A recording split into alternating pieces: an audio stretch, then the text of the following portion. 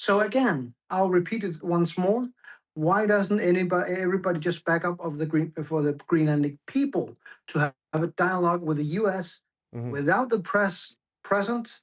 Excuse me for saying it that bluntly, but because the press doesn't seem to help at this point. You only seem to make it worse by creating a conflict where there is none.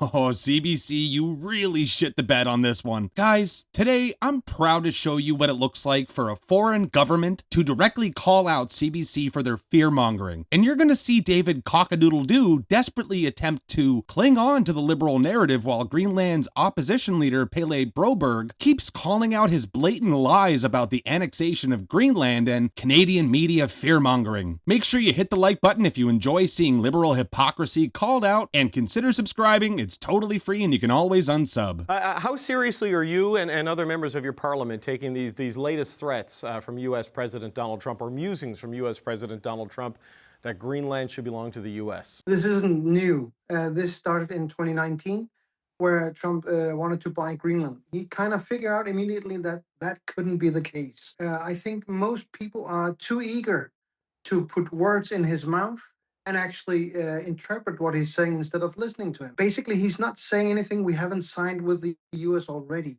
but what people are putting into it is completely different.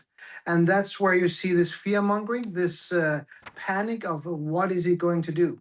Well, if you look at the latest he has said, what they're actually talking about is empowering the Greenlandic people. That doesn't mean we should belong to the US, but again, it's a big difference between what the press is focusing on and what we are hearing. Oof. Oh for 1 there, David. Pele just decimated CBC's Trump fear-mongering campaign in real time. I find it really interesting how the left is calling for people to allow countries to decide their own fate with relation to Venezuela and Greenland, but whenever the people from those nations speak out in support of what Trump is actually doing, Canadian media is running interference and almost trying to manipulate the person's opinions about how they should feel about the situation. I swear, I'm beginning to think that Canada is living in a jar and everyone outside of it is functioning normally. Imagine if, from an outsider's perspective, we look like North Korea, but we just don't know it. How would you really know if a communist dictatorship actually took over? Because there are people living in those conditions in many countries right now who have been so normalized to living that way that it doesn't even faze them anymore. All right, let's hear David's pathetic rebuttal to Pele. Okay, but did you hear what his Deputy Chief of Staff, Stephen Miller, had to say yesterday? He said it's their view that Greenland should belong to the U.S. He said nobody is going to fight the U.S. militarily over the future of Greenland. That sure sounds like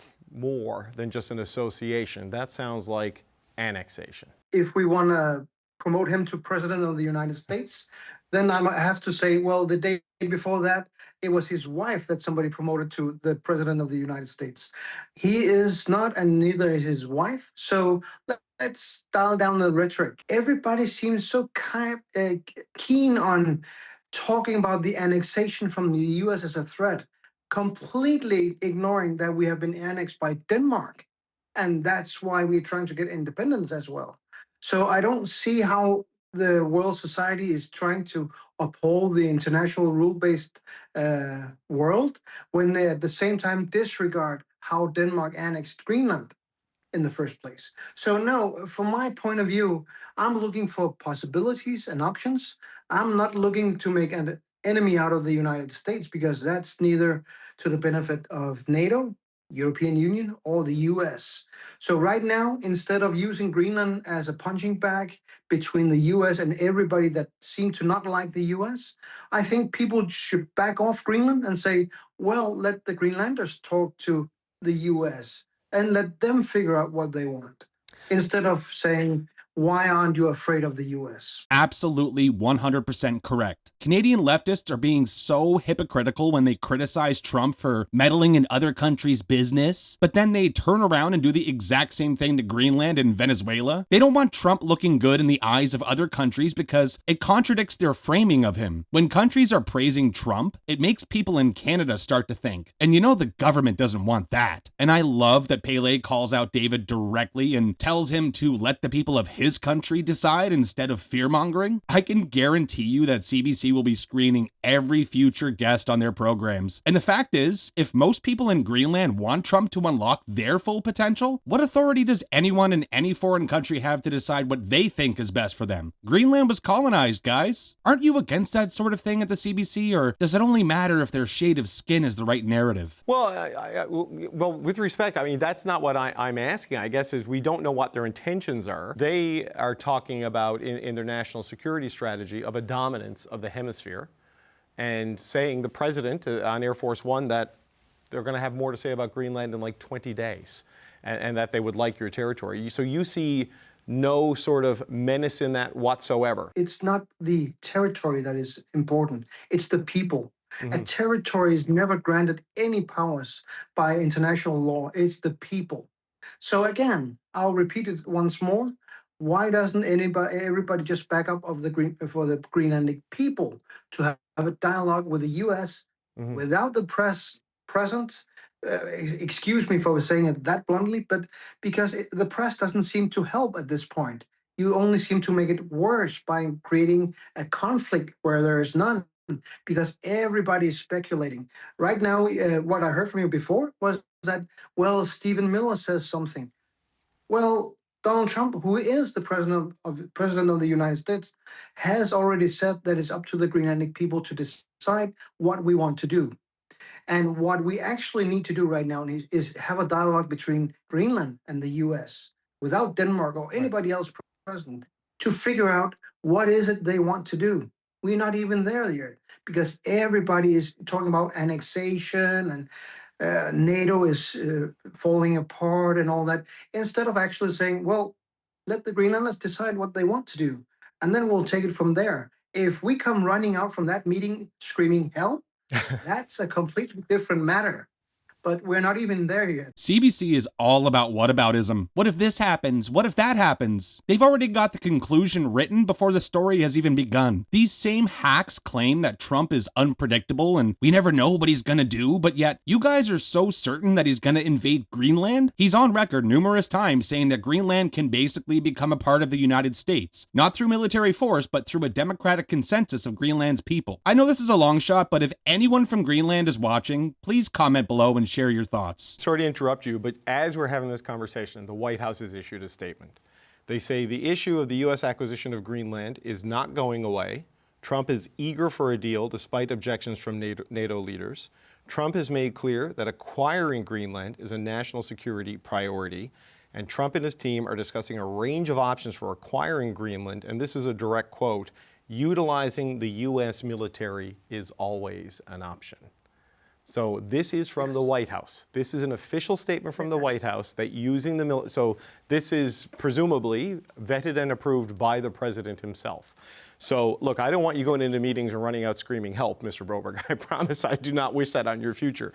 But when they say utilizing the U.S. military is always an option, how do you view that? Why shouldn't they say that? You have to remember, people are so busy trying to put the U.S. in a specific position to negotiate with or against them. And that way, you can't take them for granted. And that's why I keep telling everybody that we need to have an adult conversation with them. And you have to remember, as he said, he wants to do a deal. We want independence. They want security. Well, is there anything to gain from both of us? Yeah, probably. But we won't find out until we have a conversation with them. And that can't be through the press nor Facebook. Oh my God, man. David just can't stop taking L's. Trump literally said that he wants to make a deal, not invade, not bomb, not kidnap or conquer, a deal. You know, something that two parties agree on, which is mutually beneficial. And David was blatantly inserting ad-libs while reading Caroline Leavitt's press release. He said, despite objections from NATO leaders. Why do you need to add context like this MP is a friggin' toddler? He's not one of your CBC viewers, David. You don't gotta hold his hand through your segment. You select key points to frame the narrative and then you end it with, the US military is always an option. Ooh. A very lazy framing, in my opinion. But even if he did use the military, how do you know that he's not gonna use it to protect the people of Greenland from places like Denmark or other NATO countries who choose to object and get involved in their business. Maybe it's to secure the land to ensure that nobody messes around with them. I view that as a protect your asset strategy as opposed to taking something by force. Trump isn't one to force someone to sell him something. If he really wanted to take it, he would just take it. He wouldn't talk about taking it. I think he genuinely sees that Greenland is desperate for independence and American values. It's really that simple and relatable, because so are Canadians who have common sense. Not saying we want to be America, but just the values that their country represents. We can all agree on that, right? How do you think a negotiation with the U.S. would go for you? We're in the middle of one-on-one trade. The world is in the middle of one, and it's not going very well. I just wonder how you think it would go for Greenland. I will never tell you how I think it would go, because I can guarantee you something would spoil that negotiation, and especially from the Danes. But again, if you look at how everybody has said the last year that Trump was going to annex Greenland, it's going to be the military. How many years will we hear about the military just because they say they will never rule out using the military when they want to secure their own safety?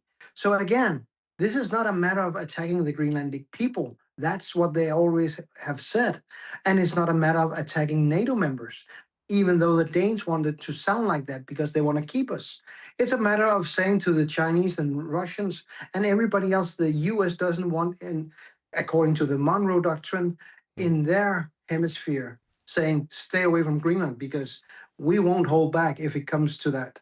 So again, and all the politicians before Trump, and even during the first term with Trump, said we want a defense agreement with the US in case of our independence. So that hasn't changed. So again, the deal is there to be made. It's just a matter if there's any adults in the room to do that deal. That was so desperate for David to try and get one soundbite that he could use in order to have a quote from a Greenlander stating that they're expressing doubt. I can just see the headline now. Top Greenlandic government official has doubts a trade deal with Trump will be successful. And then the article will cite Caillou as their source. I'm actually glad that this interview happened, and CBC's video has over 20,000 views right now, so maybe just a few liberals were watching and there's a slight chance that a seed of doubt has been planted. I know, guys. Wishful thinking.